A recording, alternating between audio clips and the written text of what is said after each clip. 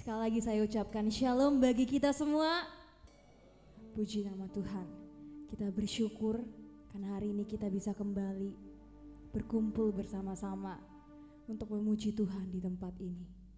Mari siapkan hati dan pikiranmu. Kita mau memuji Tuhan yang layak ditinggikan di atas segala raja. Kita angkat pujian, ujilah aku Tuhan.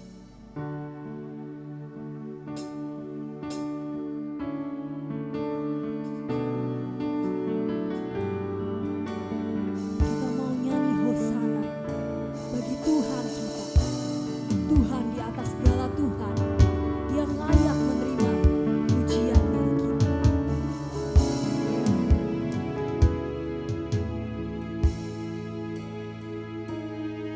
Ujilah aku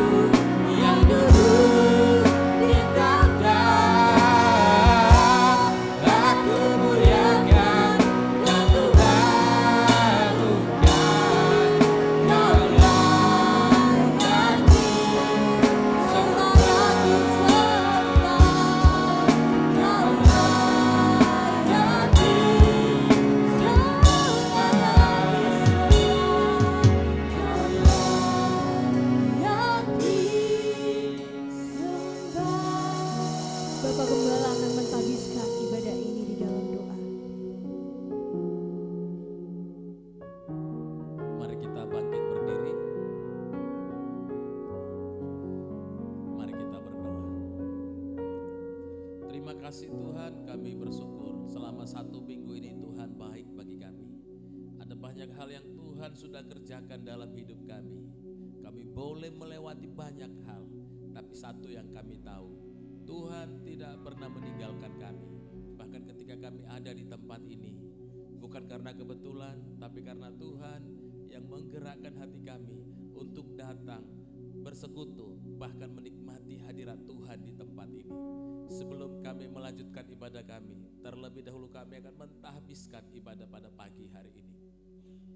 Bahwa pertolongan dalam ibadah pagi hari ini datangnya dari pihak Tuhan yang menciptakan langit dan bumi, dan yang tidak pernah meninggalkan ciptaan tangannya.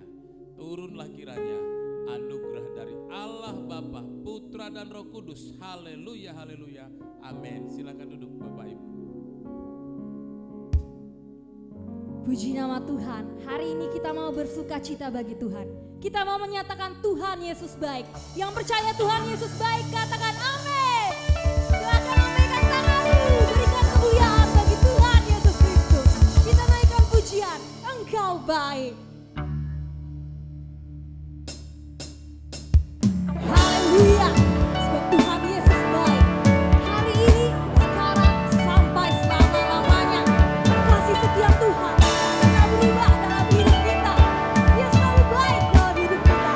Haleluya. Hati bersyukur masih di hadirat-Mu, membawa pujian bagimu Yesus. Mengangkat wajahku berserta di depan-Mu sambil menceritakan Kau. Mari angkat tanganmu. Mengangkat tangan bersorak-sorai, bersorak-sorai bagi kebaikan-Mu. Hey, Kau baik, sangat baik. Kasih-Mu tak pernah berubah. Kau baik, sangat baik. Kasih-Mu tak pernah berubah. Haleluya. Kita mau kembali menyatakan Tuhan Yesus baik, sangat baik dan amat baik. Dengan hati bersyukur masih di membawa pujian bagimu, ku memandang wajah-Mu bersuka di depan-Mu sambil menceritakan Kau. Mari angkat tanganmu, mengangkat tangan bersorak-sorai, bersorak-sorai bagi kebaikan-Mu. Kau baik, sangat baik. Kasih-Mu tak pernah berubah. Kau baik, sangat baik. Kasih-Mu tak pernah.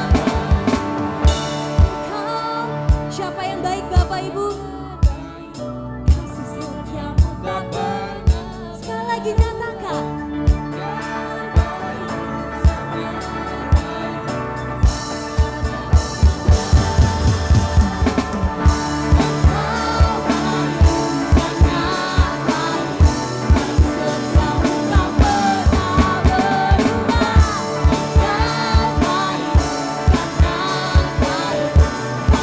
Setiamu tak pernah berubah. Kau baik, sangat baik. Setiamu tak pernah. Tuhan Yesus baik. Kau baik, sangat baik. Setiamu tak pernah. Mari nyatakan Tuhan Yesus baik. Kau baik, sangat baik. Setiamu tak pernah berubah. Kau baik, sangat baik. Setiamu tak pernah berubah. Haleluya. Puji nama Tuhan. Berikan kemuliaan bagi Tuhan Yesus Kristus. Puji nama Tuhan. Saya belum melihat kita semua bersuka cita. Saya belum melihat semangat kita di tempat ini. Maka dari itu saya mengundang kita semua bangkit berdiri. Kita mau menyatakan Tuhan Yesus baik. Tapi sebelumnya saya mau kita menyalam kanan kiri kita. Salam saudari kita sebanyak-banyaknya. Dan katakan Tuhan Yesus baik. Kita mau merayakan kasih Tuhan di tempat ini. Amin. Kita angkat pujian, rayakan kasih-Mu. Kembali kita menyatakan Tuhan baik di dalam hidup kita, setiap kita yang ada di tempat ini. Mari bertepuk tangan bagi Tuhan Yesus.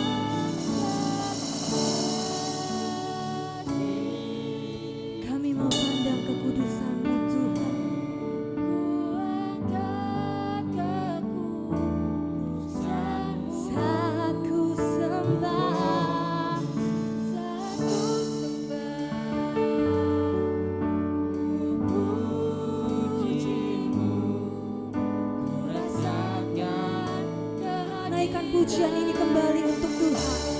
Ku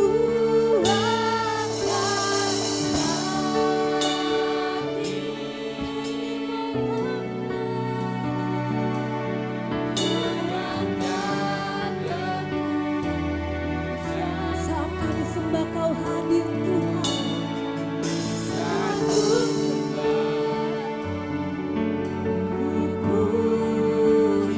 Kami mau rasakan hadirat-Mu.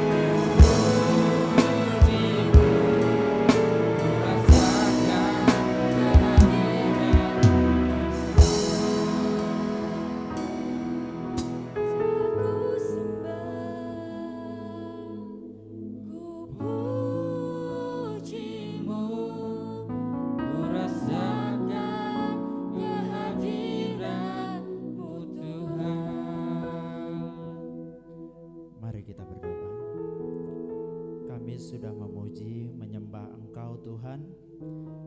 Kami percaya bahwa Engkau bertahta di atas puji-pujian kami. Dan tiba waktunya bagi Tuhan untuk berfirman kepada setiap kami. Karena itu urapan baru terjadi atas hamba-Mu. Apa yang disampaikan benar-benar merupakan kebenaran firman-Mu, bukan kemampuan manusia berpikir, bukan olah pikir manusia secara pribadi. Karena ketika firman-Mu disampaikan, kami percaya Tuhan, hanya firman-Mu yang mampu mengubah sikap hati. Hanya firman-Mu yang mampu mengangkat di saat kami jatuh. Karena firman-Mu adalah terang bagi jalan kami Tuhan. Karena itu Tuhan, kami rindu Engkau berfirman saat ini. Bagi setiap kami yang mendengarkannya, biarlah Tuhan hati kami menjadi tanah hati yang gembur, yang siap ditaburi benih kebenaran firman Tuhan. Sehingga firman-Mu akan memperoleh tempat dalam hati kami dan boleh menghasilkan buah yang lebat untuk hormat kemuliaan nama Tuhan. Kami menolak segala kuasa-kuasa jahat, intervensi kuasa-kuasa lain di tempat ini. Kami bersatu hati menolak kuasanya di dalam nama Tuhan kami Yesus Kristus. Biarlah hanya kuasa Roh Kudus yang bekerja di tempat ini.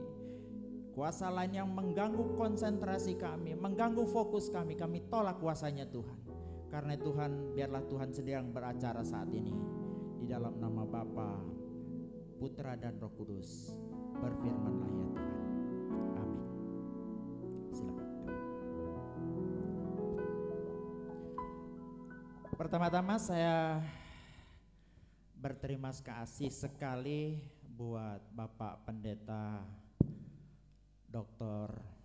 Togi Sigalingging ya, dengan Ibu yang berkenan mengundang saya untuk khotbah di tempat ini. Saya kenal beliau ini karena beliau dulu sama-sama di STAN, dan salah satu beliau ini adalah mahasiswa yang menonjol, dan tidak salah kalau sampai hari ini beliau dipakai Tuhan secara luar biasa. Memang karena terlihat dari waktu di STAN menonjol sekali ya. Dan Bapak Ibu harus bersyukur karena jarang-jarang ada gembala itu dengan gelar akademik yang S3 ya, Bapak dan Ibu lagi di sini. Ini suatu keistimewaan luar biasa untuk jemaat GKI and Getsemani. Karena tidak semua gereja dapat kesempatan kayak begitu. Ya. Dan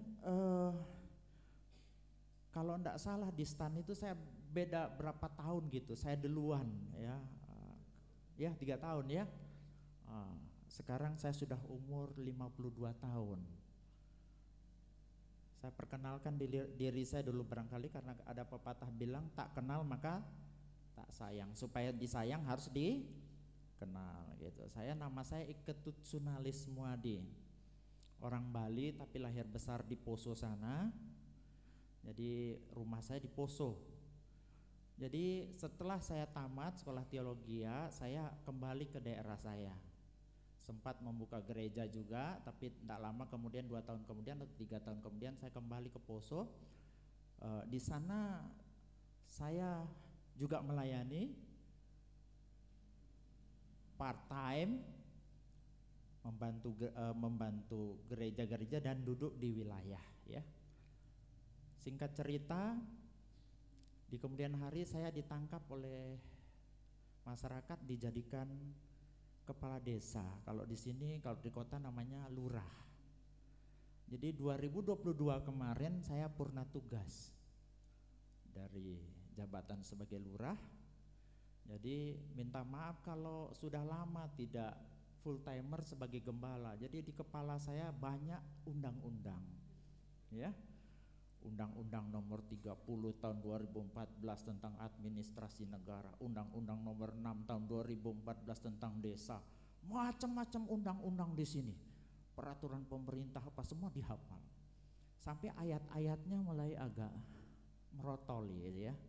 Tapi puji Tuhan, sekarang saya kembali mengembalakan di RCC Surabaya, sudah mulai bulan Juli tahun lalu. Saya full timer lagi di Surabaya. Puji Tuhan karena Pak Togi teman yang baik hati diberikan kesempatan untuk melayani di tempat ini. Ya, sebenarnya hari ini ada PowerPoint-nya, tapi karena ada kendala sedikit, jadi terpaksa karena pakai bahasa Yunani banyak, nanti saya pelanin saja ya. Ayo kita buka firman Tuhan dalam 2 Korintus 4 ayat 16 sampai 18. 2 Korintus 4 ayat 16 sampai 18.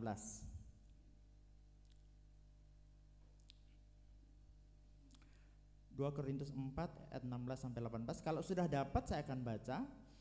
Sebab itu kami tidak tawar hati, tetapi meskipun manusia lahiriah kami semakin merosot. Oh ini ada musiknya. Ya. Sampai di mana tadi?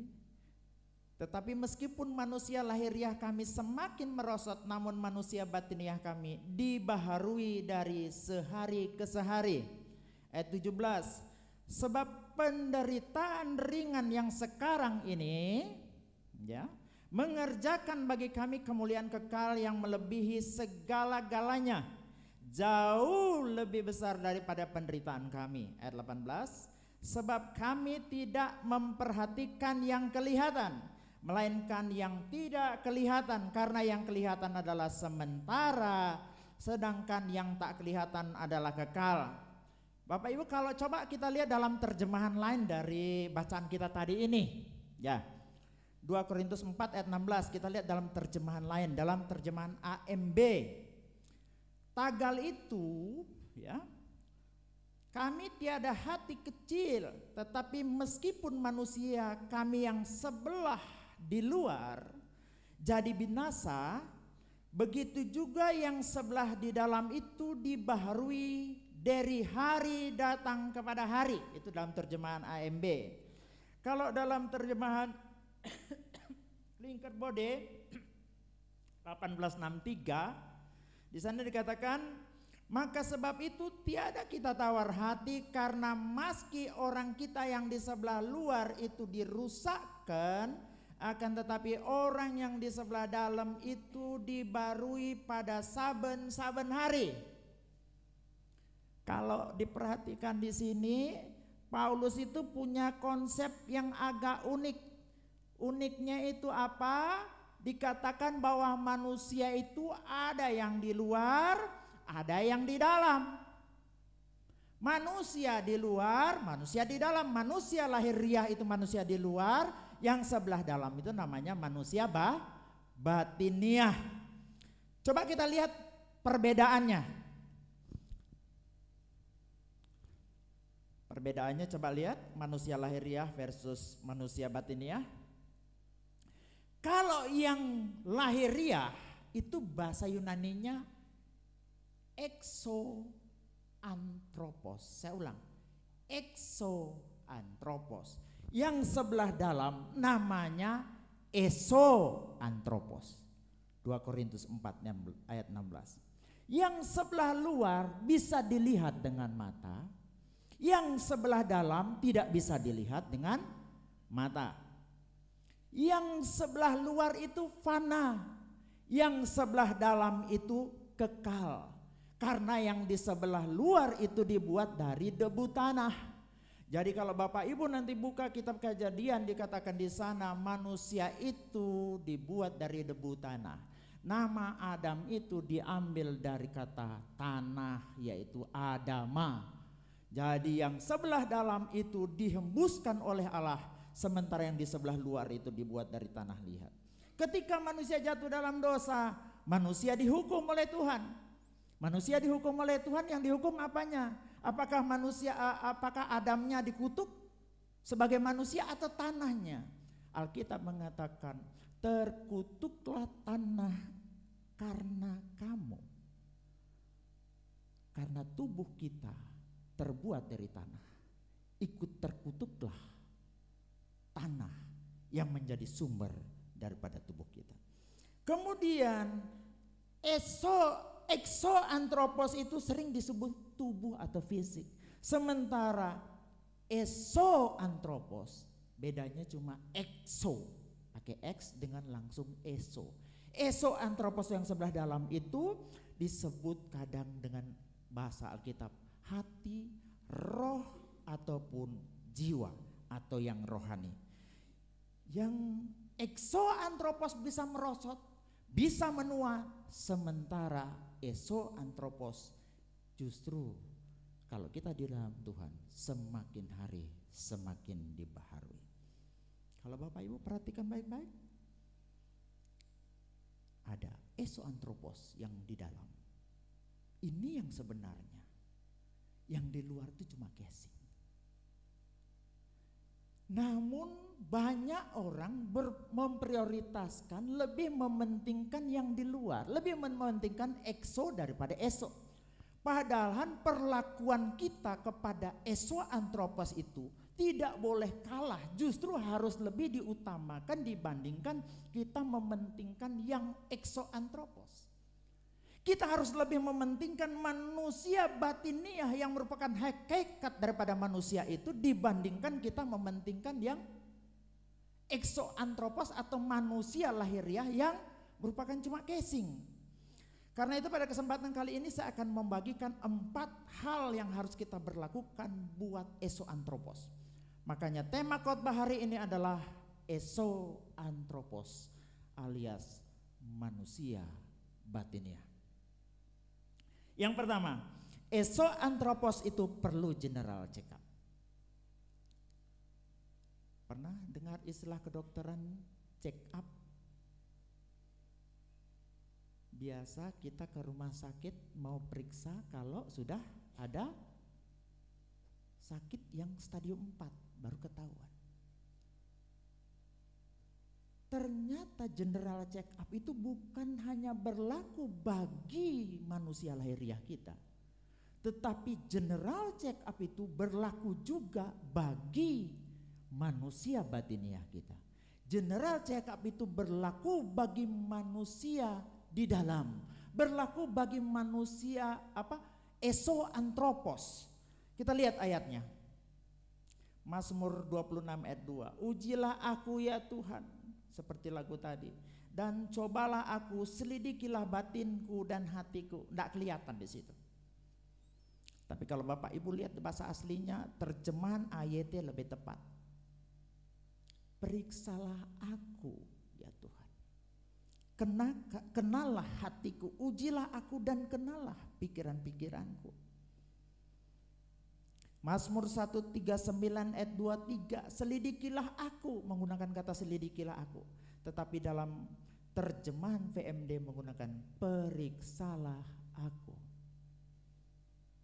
What happened dengan PowerPoint-nya? Nggak bisa jalan ya?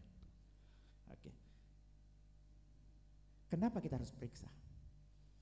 Karena banyak penyakit terdeteksi ketika baru diperiksa. Penyakit di dalam hati, penyakit manusia yang di dalam, penyakit esoantropos itu baru terdeteksi ketika diperiksa.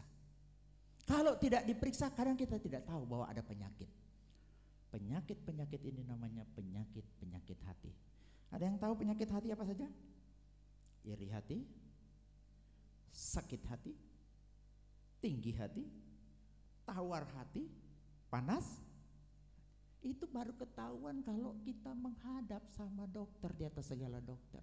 Kalau tidak begitu, sering kita tidak sadar bahwa kita punya penyakit itu. Saya baru menemukan baru-baru ini contoh tentang iri. Saya tidak tahu kalau saya punya iri hati. Saya pikir begitu gampang tertawa dengan orang tertawa, menangis dengan orang menangis. Saya pikir jauh lebih gampang tertawa dengan orang tertawa daripada menangis dengan orang menangis. Ternyata terbalik. Lebih gampang saudara menangis dengan orang menangis daripada kita tertawa dengan orang tertawa. Kok bisa begitu? Iya, teman saya, seorang hamba Tuhan, tiba-tiba di tengah jalan dalam pelayanan meninggal dunia. Pertama kali saya menangis ketika orang meninggal. Sementara bapak saya sendiri meninggal, saya tidak menangis. Tapi teman saya itu meninggal, saya menangis. Tetapi ketika melihat orang tertawa, dia tertawa dalam kebahagiaan, dia tertawa karena pencapaiannya, dia tertawa karena prestasinya, dia tertawa karena bisa beli ini dan itu, belum tentu kita bisa ikut tertawa. Betul? Saya mau tanya sama ibu, banyak yang tertawa ketika ibu di wisuda doktor? Ya, mungkin cuma di luar ya.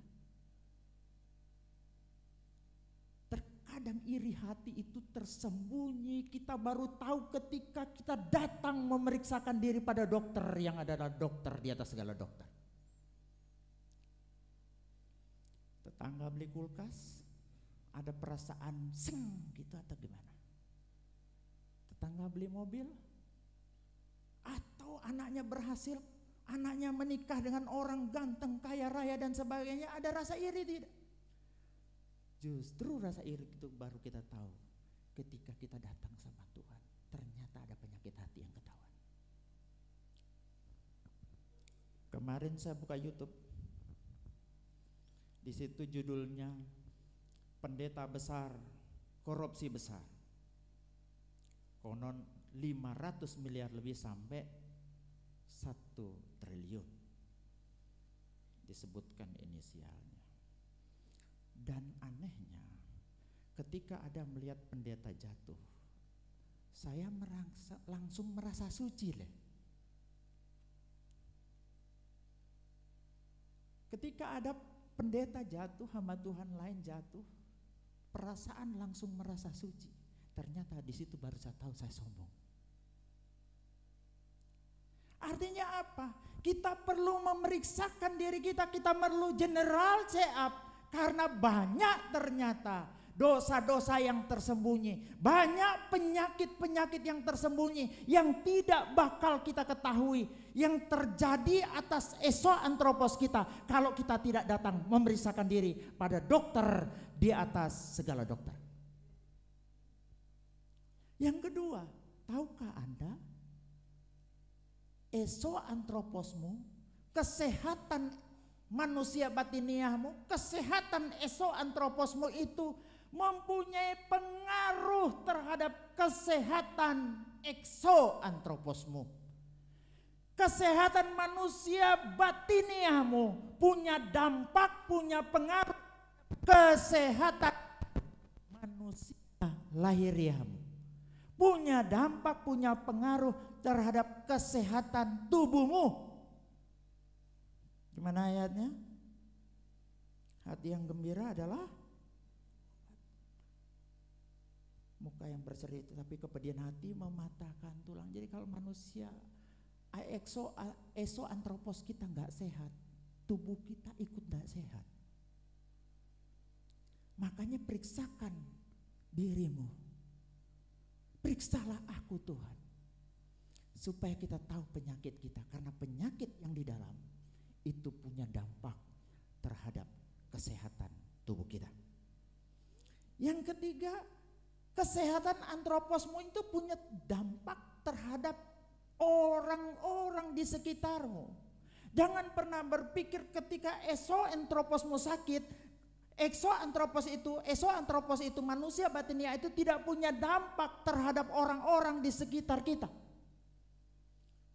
Keadaan orang-orang di sekitar kita, mood orang-orang di sekitar kita ditentukan oleh kondisi kesehatan exoantropos kita. Kesehatan manusia batiniah kita, makanya kita perlu memeriksakan diri. Pernah dengar lagunya Nela Karisman? Yo wis ben duwe bojo sing galak, yo wis ben sing ngomongane sengak. Bisa bahasa Jawa kan? Oh, saya orang Bali bisa bahasa Jawa loh. Ya. Saudara pikir seorang suami yang omongannya sengak tidak bersumber dari sini? Seorang suami yang omongannya selalu nyakitin tidak bersumber dari exoantropos? Yesus bilang apa? Semua yang keluar dari mulut muncul dari. Bagaimana keadaan exoantroposmu itu mempunyai dampak kepada orang-orang di sekitarmu.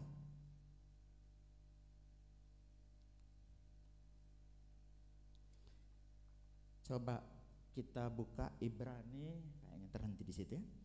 Ibrani 12 ayat 15. Jagalah supaya jangan ada, Ibrani 12 ayat 15. Jagalah supaya jangan ada seorang pun yang menjauhkan diri dari kasih karunia Allah, agar jangan tumbuh akar yang pahit. Yang apa? Menimbulkan kerusuhan, enokleo. Menimbulkan kerusuhan, enokleo, yang mencemarkan miaino, ya, banyak orang.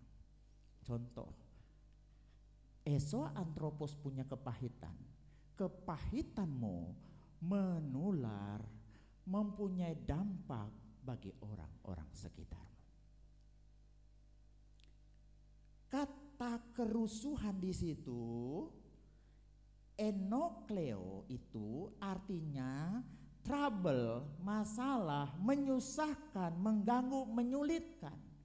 Ketika hatimu ada kepahitan, tahukah engkau bahwa kepahitanmu itu punya dampak, bikin masalah, bikin menyusahkan, merepotkan, menyulitkan orang-orang di sekitarmu. Dengan kata lain, ketika kesehatan exoantroposmu bermasalah, engkau menjadi troublemaker. Engkau menjadi pembuat masalah bagi orang-orang sekitar. Kemudian kata mencemarkan itu miaino, banyak orang. Nah, miaino ini mencemarkan, menajiskan, menularkan dan merusak. Tidak salah. Jadi kalau exoantropos kita rusak, tidak sehat karena tidak pernah diperiksakan, itu akan menularkan, merusakkan seperti noda yang menularkan sesuatu yang baik dan merusak sesuatu yang baik yang ada di sekitar kita. Rumah tangga yang suaminya exoantroposnya bermasalah, itu akan menular. Istrinya ikut. Suami suka uring-uringan, suami suka ngamukan. istrinya ikut, anak-anaknya ikut. Karena memang kesehatan esoantropos itu mempunyai dampak terhadap orang-orang di sekitar kita.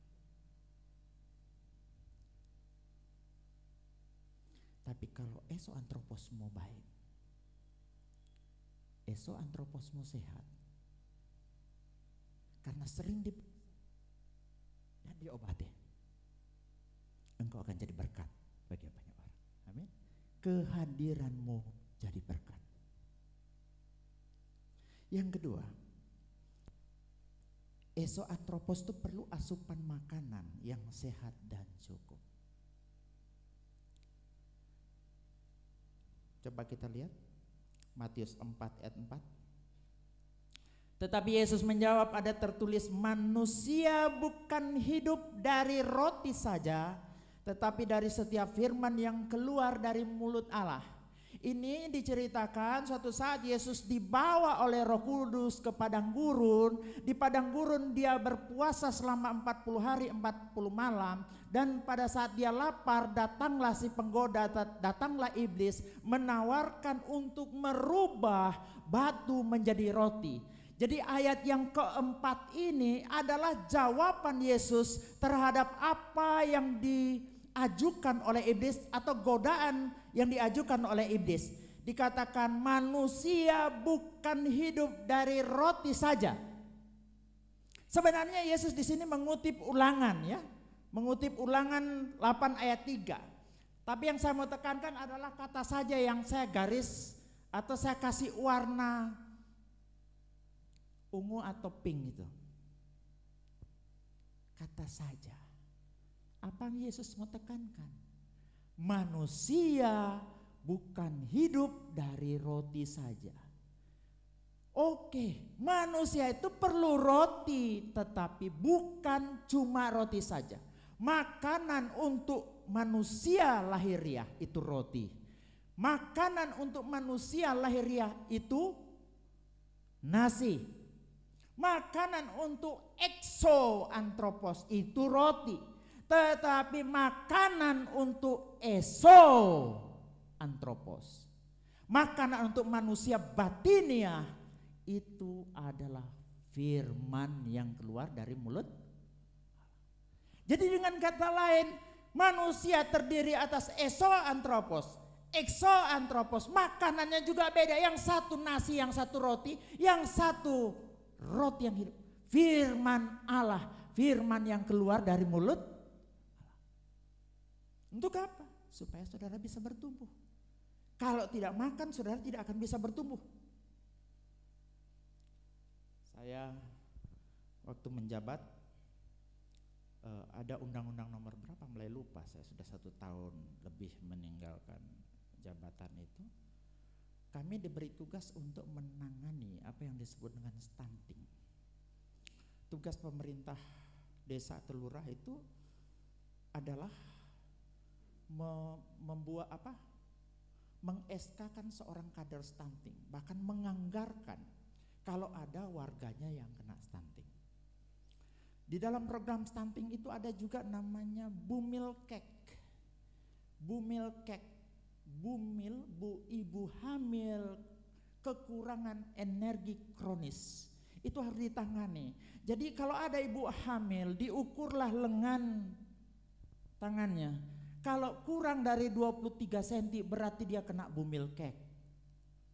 Dan itu kami sebagai pemerintah waktu itu bertanggung jawab jika ada ibu-ibu yang kena semacam itu. Kami akan dimarahi oleh bupati, dimarahi oleh pejabat-pejabat yang lebih tinggi karena dianggap tidak becus kerja jika ada ibu-ibu yang hamil dan kekurangan energi kronis. Saya sempat marah, tidak ikut menghamili tapi ikut bertanggung jawab.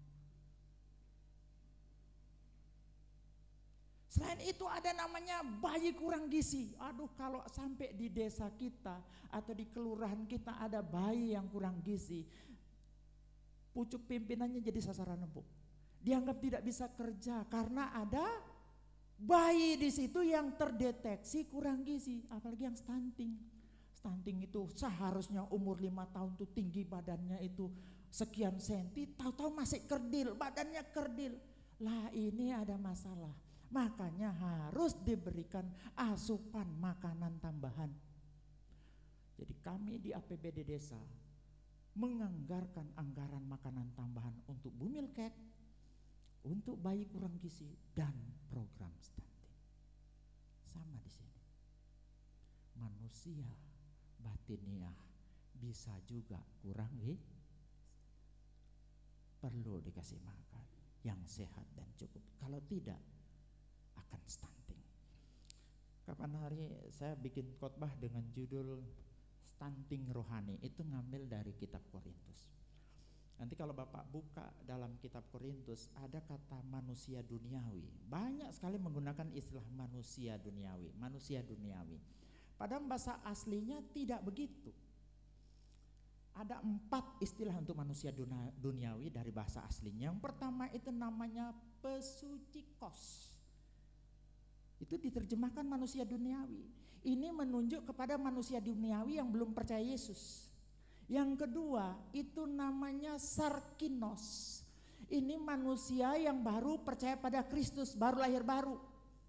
Ada namanya juga pneumatikos. Ini orang yang sudah dewasa di dalam Kristus.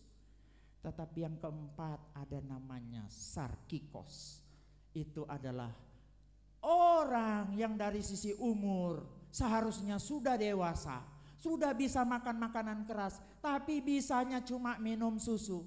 Artinya ada masalah dengan pertumbuhan, terjadi stunting rohani. Itu yang disebutkan oleh Paulus. Saudara kalau tidak doyan makan firman, saudara tidak suka makan, tidak ada rasa haus dan lapar akan firman Tuhan, engkau akan mengalami apa yang disebut stunting rohani. Karena manusia batiniah kita perlu juga makanan, bukan cuma manusia lahiriah. Amin. Tapi doyannya orang sekarang apa? Kalau buka nonton drakor biar berjam-jam kuat. Nonton TV di depan HP berjam-jam bisa, tapi kalau buka firman Tuhan sebentar aja udah mengantuk. Jangan lupa, manusia batiniah kita, antropos kita butuh makan. Caranya bagaimana? Yosua 1 ayat 8 dikatakan, renungkanlah firman itu siang dan malam. Kata renungkan itu hagah. Hagah itu, pernah lihat ibu-ibu baca Alkitab sambil goreng tahu? Itu bukan hagah. Baca Alkitab di HP sambil nonton TikTok, ngelihat keranjangku kuning, ngecek jadi check out di Lazada atau di Topet, ya kan? Bukan begitu. Kalau baca firman itu direnungkan itu bahasa Ibraninya hagah. Hagah itu adalah seperti seekor macan, ketika dia dapat mangsa, disimpannya makan itu, kemudian dia santai di situ sambil mengunyah makan itu dan menikmatinya. Itu yang dimaksud dengan kata hagah dalam bahasa Ibrani. Baca firman itu juga kayak begitu. Kalau tidak begitu, rohani kita, antropos kita, manusia batiniah kita dipastikan kerdil, dipastikan stunting, karena memang antropos butuh asupan makanan. Jadi kalau dalam bahasa lain diterjemahkan di situ kata direnungkan, kata hagah itu ada yang merenungkan sebagai dikaji, dipelajari, ya. Dikaji dan dipelajari, dan itu dilakukan siang dan malam. Jadi banyak orang stunting, anak-anak kecil stunting itu Bapak Ibu, ternyata setelah diselidiki, saya perintahkan anak buah saya jalan keliling menemukan berapa orang yang stunting, dan saya kena marah. Ternyata saya tanya, coba selidiki apa pemicu sebenarnya. Ternyata nafsu makannya anak-anak tidak punya nafsu makan. Anak-anak ini tidak mau makan. Dipaksa makan juga susah. Nah, secara rohani juga banyak orang kurang nafsu makan, tidak mau makan, tidak ada rasa haus dan lapar akan firman. Kalau Roh Kudus ada dalam dirimu, percaya, pasti engkau memiliki rasa haus dan lapar akan firman Tuhan, supaya manusia batiniah kita bertumbuh, supaya esoantropos itu bertumbuh menjadi dewasa, seperti yang dikatakan Paulus di dalam kitab Korintus, menjadi pneumatikos, manusia dewasa di dalam Kristus. Yang ketiga,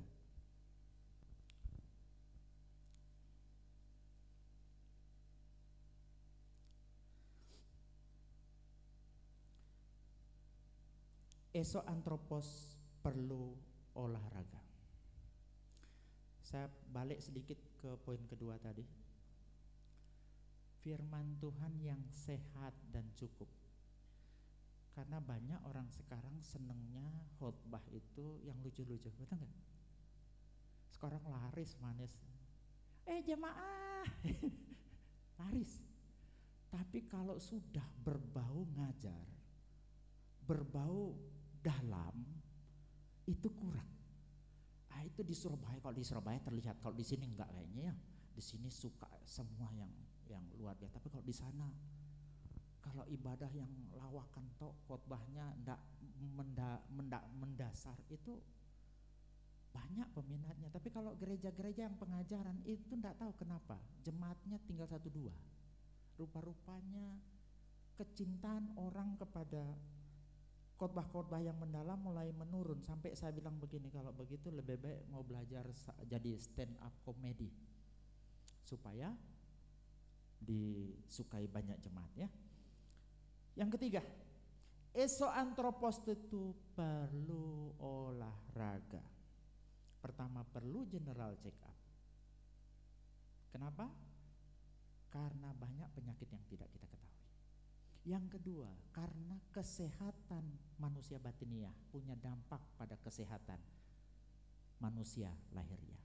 Yang ketiga, karena kesehatan manusia batiniah atau kesehatan esoantropos punya dampak bagi orang di sekitar kita.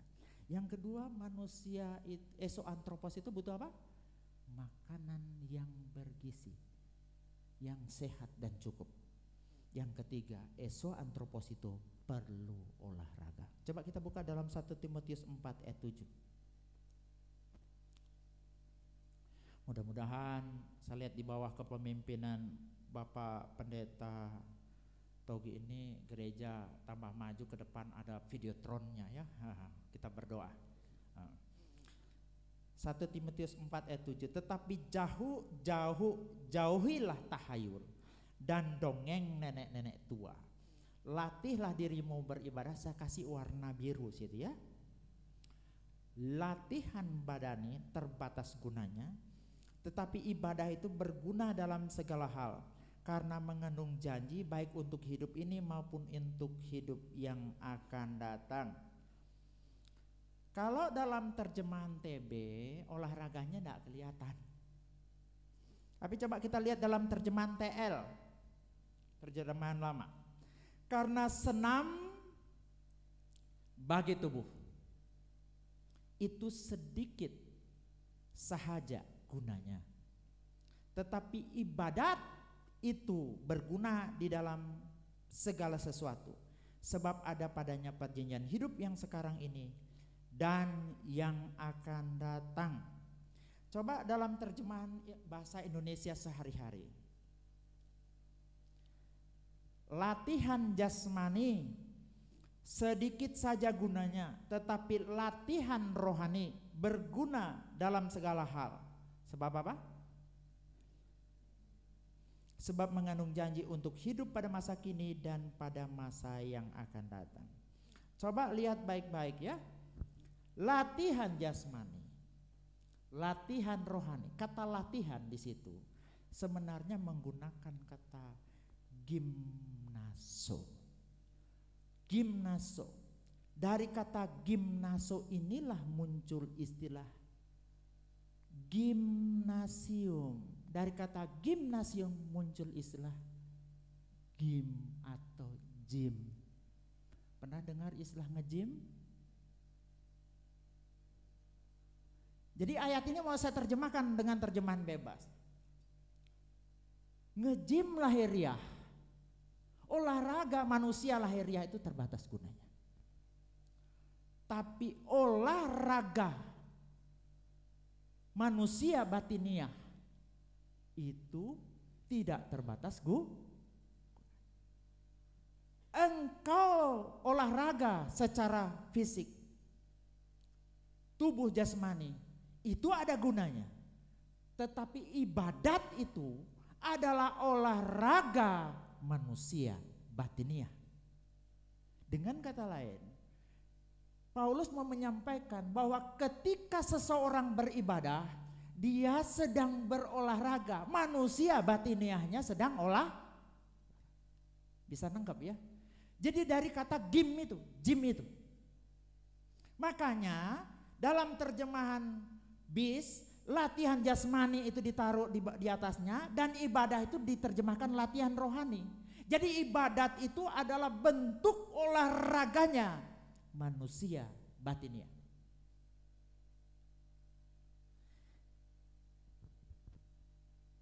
Manfaat olahraga itu ada dua. Pertama, memberikan kekuatan. Paulus dalam 2 Korintus 4 ayat 16, tadinya dia berbicara tentang manusia batiniah dan manusia lahiriah. Dia berbicara tentang esoantropos dan juga berbicara exoantropos. Dan kemudian pada ayat yang ke-17 dia berbicara sebab penderitaan ringan yang sekarang ini. Dilanjutkan pada ayat yang ke-17. Tadi dia ngomong manusia lahiriahnya merosot, tambah tua, tak bisa ngapa-ngapain, mulai gemeteran. Tetapi manusia batiniahnya itu tambah hari tambah diperbaharui, tambah kuat. Akibatnya apa?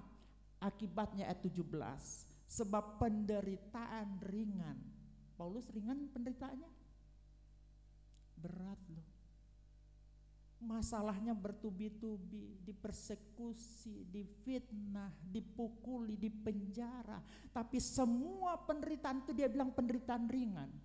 Kenapa dia sampai bilang penderitaan ringan? Bukan karena Paulus itu menganggap itu kecil, bukan, karena kekuatan yang besar. Orang yang kuat mampu mengangkat 1,5 kuintal itu karena dia kekuatannya lebih besar daripada yang diangkatnya. Ini yang dialami Paulus. Paulus itu kuat. Kuatnya luar biasa. Karena apa? Karena dia sering olahraga, manusia batiniahnya. Makanya dia ingatkan pada Timotius, Timotius, latihlah dirimu ibadah. Ayo olahragalah supaya kamu kuat. Karena olahraga membuat otot-otot rohani kita berkembang dan akan mampu mengangkat, menanggung, memikul semua beban persoalan yang besar sekalipun, karena kekuatan kita akan bertambah besar. Yang kedua, olahraga itu bermanfaat untuk daya tahan, endurance. Ini ringan, tap ini ringan, cuma berapa kilo? Paling 1 kilo. Ringan ini kalau Bapak Ibu angkat begini selama 1,5 tahun mampu? Enggak ya? Ketika kita mampu mengangkat yang ringan ini selama 1,5 tahun, itu namanya daya tahan. Olahraga memberikan kita kekuatan, tapi juga membuat atau memberikan kita kemampuan atau daya tahan untuk menanggung segala sesuatu. Saya cerita dikit. Paulus itu punya istilah yang disebut dengan duri dalam daging. Dia mengatakan bahwa dia punya duri dalam daging. Itu dia katakan di dalam 2 Korintus 12 ayat 7. Dan supaya jangan aku meninggikan diri karena pernyataan-pernyataan yang luar biasa itu, maka aku diberi suatu duri di dalam dagingku, yaitu seorang utusan iblis yang mengocoh aku supaya aku jangan meninggikan diri. Duri itu dalam bahasa Yunani itu ada 3. Kalau ngomongin duri yang rumput duri kayak rumput putri malu, pokoknya yang dari rumput-rumput ada durinya, itu bahasa Yunaninya itu tribolos. Nanti bisa dilihat dalam Ibrani 6 ayat 8 itu ada kata tribolos di situ. Tetapi jikalau tanah itu tidak menghasilkan semak duri dan rumput duri, kata rumput duri itu tribolos. Yang kedua ada semak duri atau akanta, ya, atau batos. Ibrani 6 ayat 8 kata semak duri itu menggunakan akanta. Nah, akanta itu kayak duri mawar, duri-duri kayak duri kaktus. Itu akanta, kategori akanta karena dari semak-semak. Termasuk mahkota duri yang dilingkarkan kepada kepalanya Tuhan Yesus itu menggunakan kata akanta. Ya. Tapi ada duri yang ketiga yang untuk duri dalam dagingnya Paulus, namanya skolops. Apa itu skolops? Skolop itu adalah duri yang karena kayu itu pecah. Saya beri contoh, kalau Bapak Ibu pernah bikin rumah, bikin apa dari kayu kelapa, tiba ada semacam apa, kayu yang pecah keluar membentuk sebuah duri. Nah, itu skolop. Paulus menggambarkan duri dalam dagingnya ini dengan menggunakan kata skolop. Penafsir macam-macam menafsirkan apa sebenarnya skolopnya Paulus ini. Ada yang bilang bahwa itu penyakit kulit. Paulus punya penyakit kulit yang menjijikkan, ini dikatakan dalam Galatia.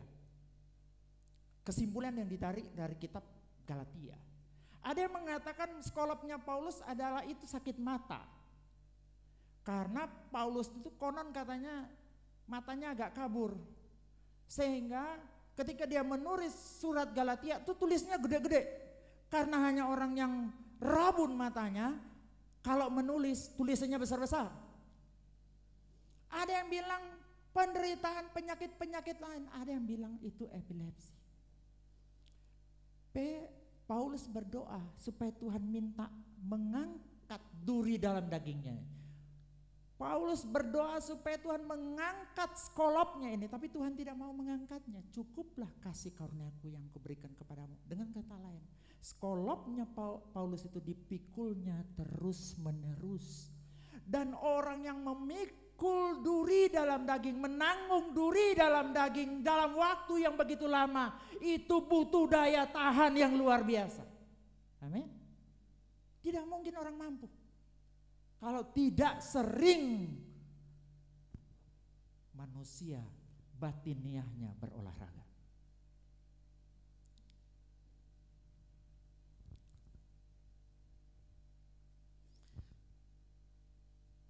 Tidak tahukah engkau bahwa saat ini engkau sedang berolahraga? Engkau yang ibadah saat ini sedang berolahraga, mana manusia batiniahmu berolahraga?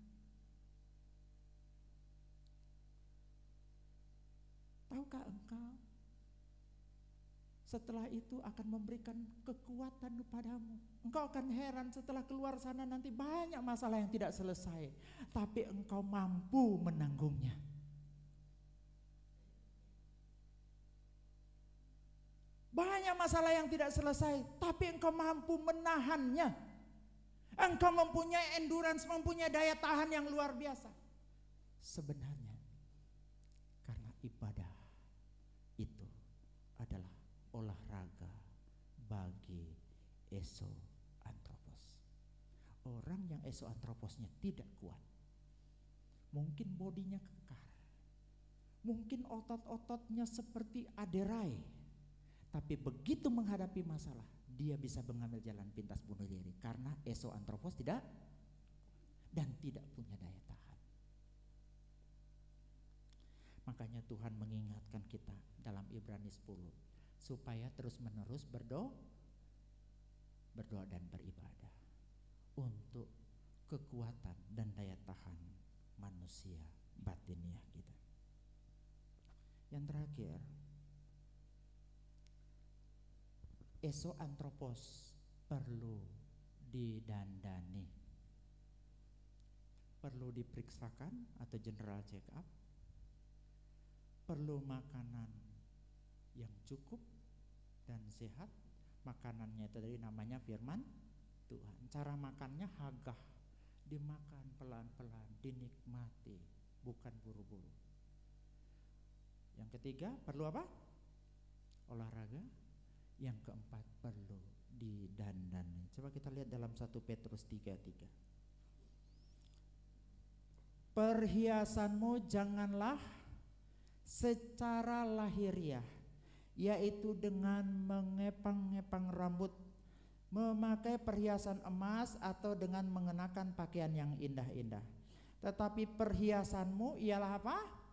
Manusia batin yang tersembunyi dengan perhiasan yang tidak binasa, yang berasal dari roh yang lemah lembut dan tentram, yang sangat berharga di mata Allah. Kalau dalam terjemahan baru ini belum kelihatan. Coba kita lihat dalam terjemahan ND. Kecantikanmu tidak terletak pada barang-barang yang kelihatan sebagai pengikat rambut, tidak pada perhiasan emas, pun bukan karena rupa-rupa pakaian yang bagus. Tetapi apa? Perhiasanmu ialah manusia batiniah yang tersembunyi dengan perhiasan yang tidak binasa, yang berasal dari roh yang lemah lembut dan tentram, yang sangat berharga di mata Allah. Dengan kata lain, Petrus menyarankan kalau mau dandani, kalau mau berhias, jangan cuma menghias manusia lahir riah, tapi manusia batiniahnya diabaikan. Orang sekarang banyak sekali cuma peduli pada penampilan luar. Luarnya luar biasa dipermak habis-habisan. Setiap hari lihat topet, alat-alat kecantikan melulu. Oh, perlu krim ini, skincare ini, sunscreen ini. Oh, macam-macam, sampai wajahnya kayak Korea walaupun kakinya masih Afrika. Ya. Tidak salah merawat tubuh, tidak salah. Tetapi kalau engkau merawat tubuhmu dan mengabaikan mendandani merias yang di dalam, Alkitab katakan, engkau yang hanya memperdulikan yang lahir, manusia lahiriah, dan mengabaikan yang manusia batiniah. Engkau yang hanya mendandani exoantropos dan mengabaikan esoantropos. Engkau sama dengan anting dijungur babi. Benar? Bukan saya ngomong, Alkitab. Coba kita lihat. Coba lihat gambar anunya, anting dijungur babi. Bagaimana Tuhan melihat orang yang cuma menekankan penampilan luar tapi mengabaikan yang luar? Ada babi yang pakai anting-anting itu cantik kayaknya. Ya, seperti ini. Engkau yang cuma memperdulikan mendandani merias hal-hal yang kelihatan, tapi mengabaikan yang tidak kelihatan, dalam kacamata Tuhan seperti ini.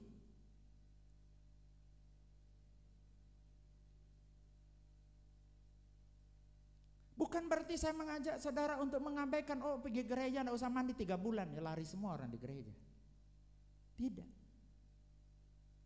Manusia batiniah itu harus diutamakan dan didandani juga supaya tidak seperti apa? Anting dijungur. Di mana ayatnya itu?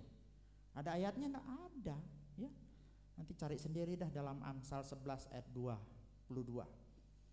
Seperti anting-anting emas dijungur babi, demikianlah perempuan cantik yang tidak susila. Kemolekan adalah bohong dan kecantikan adalah sia-sia, tetapi istri yang takut akan Tuhan dipuji-puji. Apa maksudnya? Orang yang hanya menekankan kecantikan yang di luar tapi inner beauty-nya enggak ada, ini yang disebut oleh Amsal anting-anting dijungur babi. Jadi Tuhan itu punya kacamata yang agak unik. Kapan hari saya membahas khotbah di Jakarta tentang kaya. Ternyata dalam kacamata Tuhan, kaya itu ada 3. Kaya tapi miskin. Ini jemaat Laodikia. Dan orang kaya yang bodoh yang diceritakan oleh Tuhan Yesus. Mereka kaya tapi miskin. Jemaat Laodikia itu kaya tapi dalam kacamata Tuhan miskin. Ada ya orang yang miskin dalam kacamata dunia tapi kaya dalam kacamata Tuhan. Siapa dia? Jemaat Smyrna, jemaat Makedonia. Siapa? Kalau bilang jemaat Makedonia, jemaat mana saja? Ayo, Berea, Filipi, Tesalonika.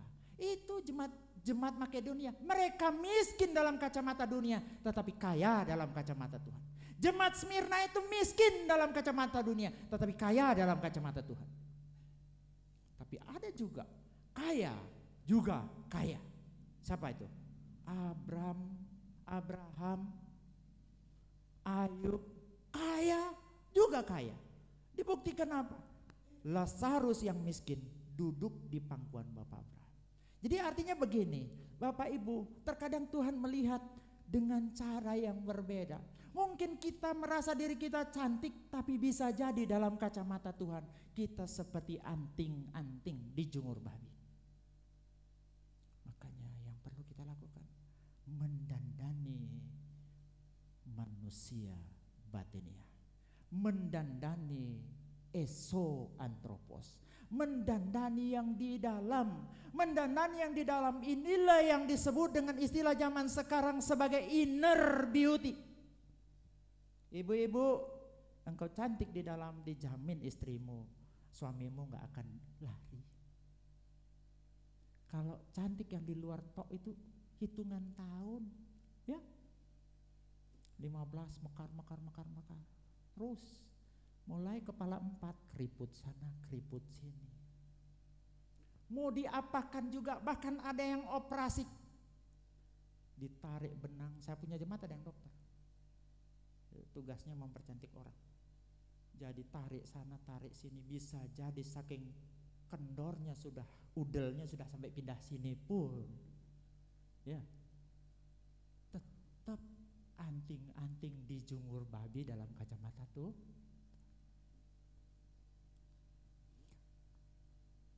Rias yang di dalam. Bagaimana caranya? Coba kita lihat. Dalam 1 Petrus 3:4 tadi. Terjemahan lain.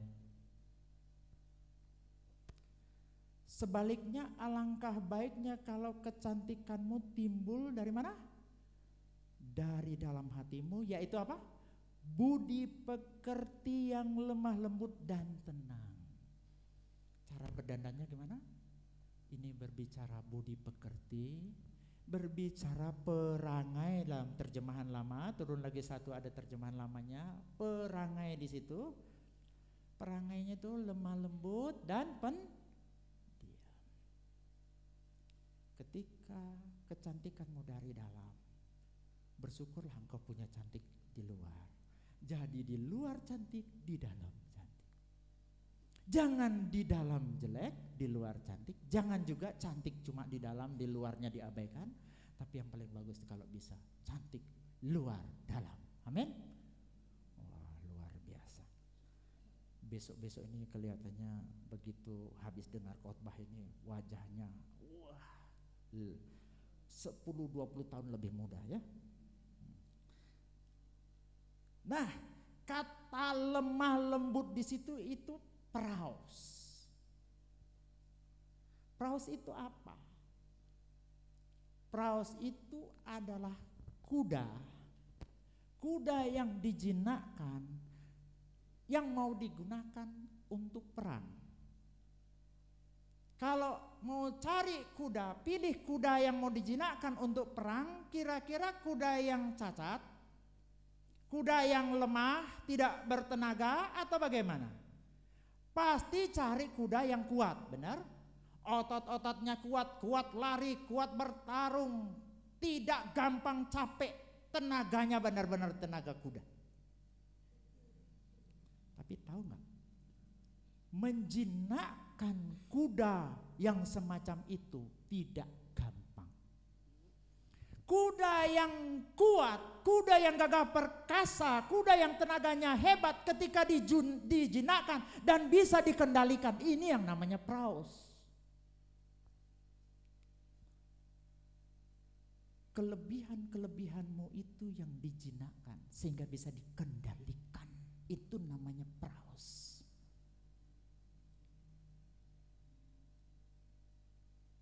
Jadi Bapak Ibu, inner beauty itu menyangkut perangai yang lembut di mana segala lebih kita, kelebihan-kelebihan kita, keunggulan-keunggulan kita dijinakkan sehingga tidak liar. Kelebihan yang dijinakkan ini yang disebut dengan lemah lembut. Dia tetap kuat, tetap punya tenaga, tetapi tidak liar. Itu disebut lemah lembut. Istri yang punya keunggulan, yang gajinya lebih besar, istri yang punya kecantikan luar biasa, tapi masih bisa dikendalikan oleh firman Tuhan, itu praus.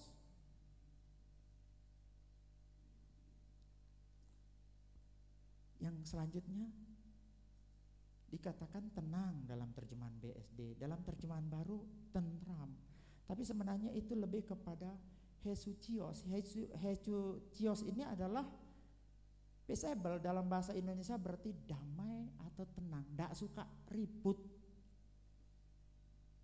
Orang yang punya inner beauty kuat, manusia batiniahnya itu yang sudah didandani itu akan tidak suka cari keributan. Suka damai, bawa damai. Ketika engkau lemah lembut dan suka membawa damai kemanapun engkau pergi, engkau memancarkan inner beauty dari dalam dirimu. Itu membuktikan bahwa manusia batiniahmu telah didandani. Amin.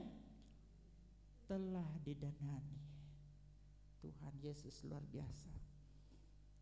Jadi bukan berarti ingat saya melarang suntik botox. Enggak boleh. Tapi yang penting yang di dalam diutamakan. Supaya Tuhan lihat cantik, orang lain juga lihat cantik. Ya. Supaya Tuhan lihat tampan, orang lain juga lihat tampan. Ya. Tuhan lebih melihat esoantropos kita daripada exoantropos kita. Tuhan lebih melihat manusia batiniah kita daripada manusia lahiriah kita. Tuhan lebih melihat hati kita daripada paras kita. Amin.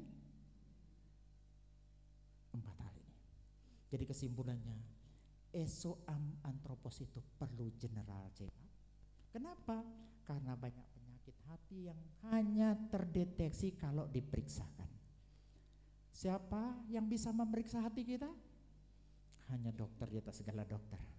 Nanti ketika kita periksa ke sana baru kita ketahuan ada penyakit hati. Bisa jadi itu iri hati, tinggi hati, tawar hati, dan penyakit-penyakit hati lainnya banyak. Yang kedua, kesehatan esoantropos itu punya pengaruh terhadap kesehatan exoantropos. Kesehatan manusia batiniah itu punya dampak kepada kesehatan manusia lahiriah. Yang ketiga, kesehatan esoantropos mempengaruhi keadaan di sekitarmu. Yang kedua, esoantropos perlu asupan makanan yang sehat dan cukup. Untuk apa? Untuk pertumbuhan. Nama makanannya apa? Firman Tuhan. Caranya bagaimana? Direnungkan, hagah dan punya rasa haus dan lapar akan firman Tuhan. Baru kita bisa bertumbuh. Baca kitab suci, doa tiap hari. Kalau mau tumbuh. Kalau tidak, saudara dan saya akan stunting rohani. Saudara dan saya akan kerdil secara rohani. Yang ketiga, esoantropos perlu olahraga. Supaya apa? Kuat. Masalah besar pun kita kuat memikulnya. Masalah kecil yang lama kita tahan menanggungnya. Tidak gampang menyerah. Jadi olahraga membuat kita kuat, menimbulkan atau membuat kita mempunyai daya tahan atau endurance. Yang keempat, esoantropos perlu didandani. Karena apa? Karena Tuhan lebih melihat esoantropos daripada exoantropos. Tuhan lebih melihat manusia batiniah daripada manusia lahiriah. Ketika kita menekankan yang manusia lahiriah dan mengabaikan manusia batiniah, Alkitab katakan itu sama dengan anting-anting dijungur babi. Penting, cantik di dalam, cantik di luar. Cantik di dalam tapi jelek di luar. Ada juga yang jelek di dalam tapi cantik di luar. Tapi yang paling bagus kalau bisa cantik di dalam, tampan di dalam, tapi tampan cantik di luar. Nama perhiasan itu adalah budi pekerti atau perangai. Perangai yang baik akan membuat hidupmu indah di hadapan Tuhan. Karena Tuhan melihat perangai dan budi pekertimu. Tuhan Yesus memberkati.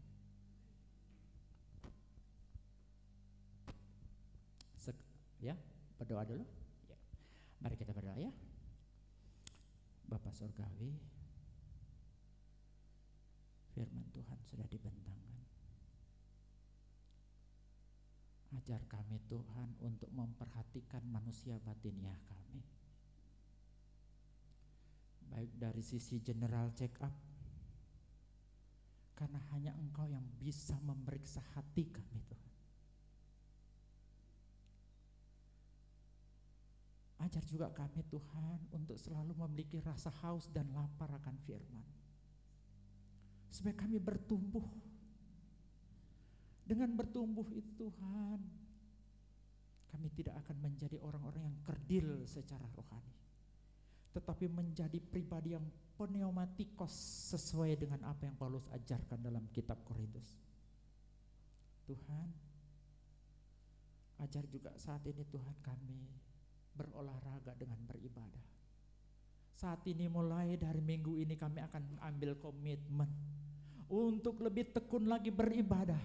Karena kami tahu ibadah itu Tuhan akan membuat kami kuat, membuat kami mempunyai daya tahan, sehingga dalam menghadapi semua persoalan, pergumulan dan tantangan kami tidak gampang menyerah. Tapi kekuatan yang Tuhan berikan dan juga daya tahan yang Tuhan berikan berlaku atas kami, dan kami mampu mengatasi setiap persoalan dan badai hidup dalam kehidupan kami. Tuhan, kami juga ajar kami untuk mendandani manusia batiniah kami. Ampuni kami jika kami hanya fokus pada manusia lahiriah. Kami sibuk mendandani yang di luar, tapi kami mengabaikan mendandani yang di dalam. Kami mau mendandani yang di dalam dengan budi pekerti dan perangai, dengan buah-buah roh yang pada akhirnya Tuhan, kami akan terlihat cantik, terlihat tampan, baik di luar maupun di dalam. Terima kasih Tuhan, meteraikan firman-Mu dalam hati kami, dan biarlah Tuhan senantiasa memimpin hidup kami sampai Tuhan memanggil kami. Terima kasih Tuhan Yesus, kami sudah berdoa dan bersyukur. Amin.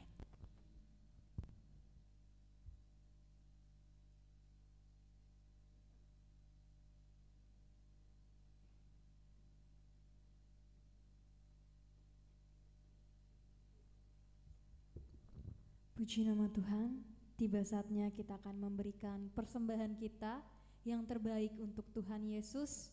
Namun sebelumnya, saya akan membacakan ayat untuk kita semua yang terambil dalam Amsal 3 ayat 9 sampai 10. Muliakanlah Tuhan dengan hartamu dan dengan hasil pertama dari segala penghasilanmu, maka lumbung-lumbungmu akan diisi penuh sampai melimpah-limpah, dan bejana pemerahanmu akan meluap dengan air buah anggurnya. Kita akan naikkan pujian, tiada terukur besar kasih setiamu Tuhan.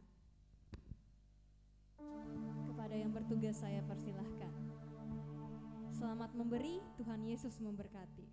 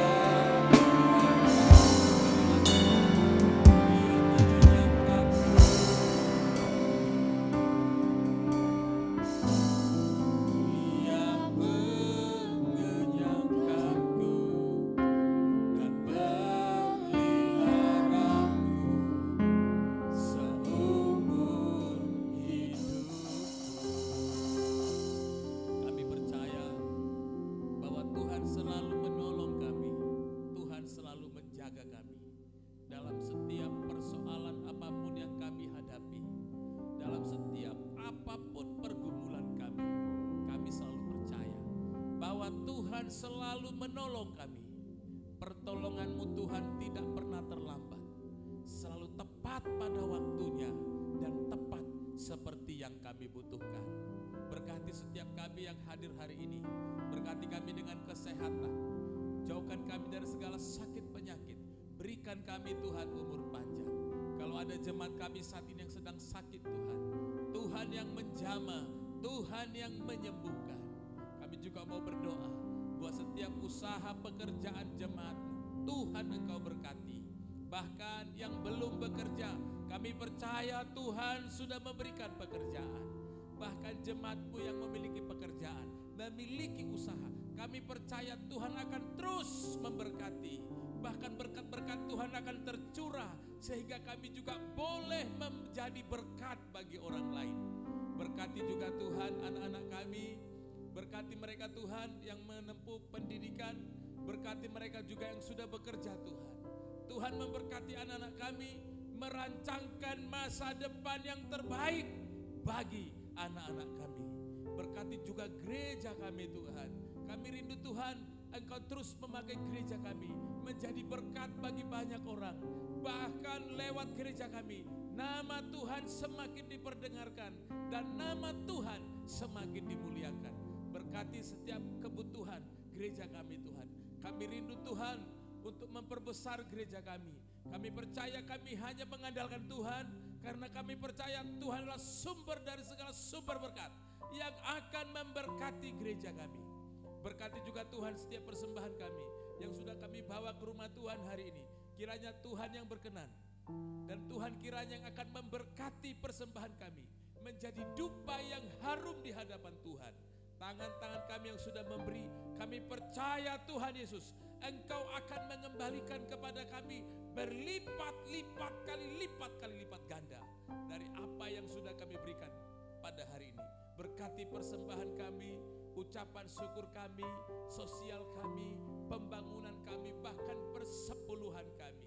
Kiranya Tuhan yang mengembalikan kepada kami lewat berkat-berkat-Mu setiap hari. Terima kasih Tuhan Yesus, sebentar kami akan pulang kembali ke rumah kami masing-masing. Kami percaya Tuhan Yesus, Engkau senantiasa bersama-sama dengan kami. Kita ucapkan doa yang diajarkan Tuhan Yesus. Bapa kami yang di surga, dikuduskanlah nama-Mu. Datanglah kerajaan-Mu, jadilah kehendak-Mu di bumi seperti di sorga. Berikanlah kami pada hari ini makanan kami yang secukupnya, dan ampunilah kami akan kesalahan kami, seperti kami juga mengampuni orang yang bersalah kepada kami.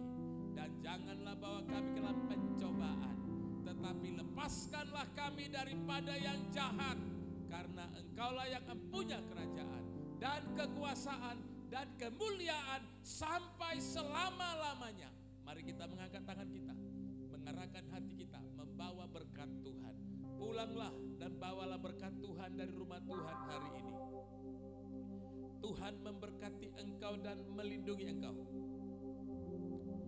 Tuhan menyinari engkau dengan wajahnya dan memberi engkau kasih karunia. Tuhan menghadapkan wajahnya kepadamu dan memberi engkau damai sejahtera dari saat ini sampai Maranatha, kedatangan Yesus yang kedua. Haleluya, haleluya, haleluya. Amin.